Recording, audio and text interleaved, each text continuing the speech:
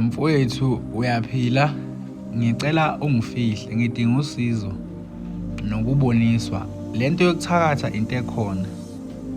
Nginonkosikazi wami lana engimthanda ngenhliziyo yami yonke. Ngamlobola ngo-2016, siney'ngane ezimbili zabafana. Siyasebenza sobabili endaweni yasemakhaya. Shuthi ubesola ngokuthakatha, mina ngilokhu ngimulwela kosisi bami kuze kwaba ukuthi mangiphume ekhaya ngishiye umuzi kababa yize kuyimi kuphela obewumfana kubaba namantombazane odwa. Siwakheke umuzi wethu ngokushesha, okuyilapho engiqale ukusola nami ukuthi khona into engahambi kahle. Mfowethu, bengivesane ngilale ngingaphaphami kuze kuse, okuyinto engajwayelekile ngale nkathi sihlala ekhaya. Mangimtshela ngalento athi hhayi mhlampe umsebenzi ongikhathazayo. Lapho mina ngi-security ngigada esikoleni ayikho into engikhathazayo. Ingidla lento bafo, mangiya komunye ubaba wangakithi engimaziyo ukuthi u-strong uvele akutshele yonke into akafihli. Shuthi inyanga-ke leyo. Mangifika kuye ngimbekele udaba lwami avesane angihleka anikini ikhanda. Angibuza ukuthi ngiwushiyeleni umuzi kababa. Ngimchazele ukuthi njengoba ngizala namantombazane bebengazwani nomakoti. Wangibuza ukuthi kubangwani. Ngavele ngamchazela yonke into.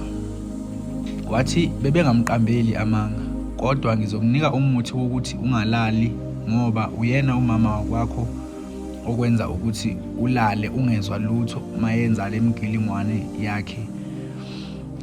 Bhuti, ngaphatheka kabi, ngigoduke nje ngijabhile ngiphethe lo muthi walo baba. Ngifike-ke ekhaya ngiwusebenzise lo muthi ngigeze ngawo 2 days. Mfowethu, ngikutshela ukuthi wayebuya esontweni ngalelo langa njengoba esonta and ushumayela aze akhale kanti uyazi ukuthi ebusuku wenzani.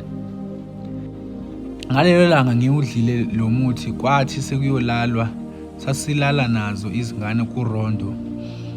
Zona silala phansi ngoba indlu enkulu isakhiwa. Mfowethu, silale kodwa ngalelo langa zange bufike ubuthongo, kodwa ngenza sengathi ngilele njengokujwayelekile.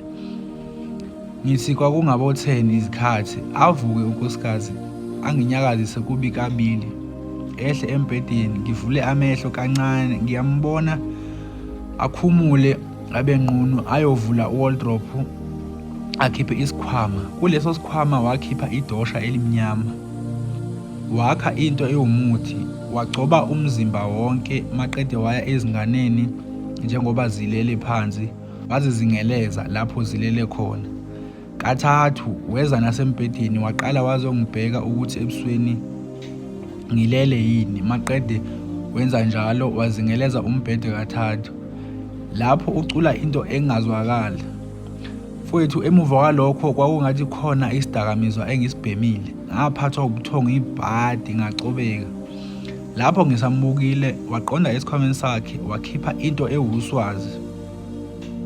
Kwaba ukumgcina kwami lapho ngazumeka aze ngaphaphama ekuseni esevusa izingane ukuthi zilungise ukuya esikolweni. Mfowethu, ngalelo langa kwakungathi ngizosangana indlela engangine-stress ngayo. Ngaqala ukumsaba kusukela ngalelo langa. Inkinga ukuthi ngiyamthanda unkosikazi wami.